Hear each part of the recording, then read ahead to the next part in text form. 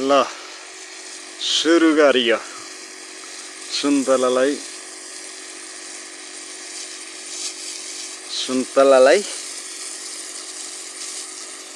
औषधि हान्नलाई। ल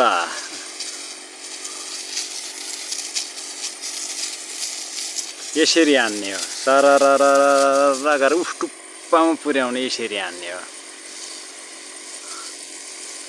निलो तुथु र चुनको घोलन यसरी हान्ने हो, अनि सुन्तला मजाले फल्छ।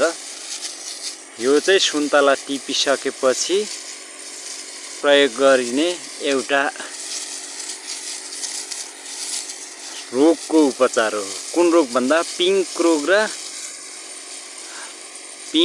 र अर्को ढुसीनाशक रोग। कतिपयलाई थाहा नहुन पनि सक्छ। हसिर प्रयोग गरिसकेपछि सुन्तला र बोट स्वस्थ फल्छ। फङ्गिसाइड पिङ्क रोग यसले निको बनाउँदछ। जानकारीको लागि अपडेट।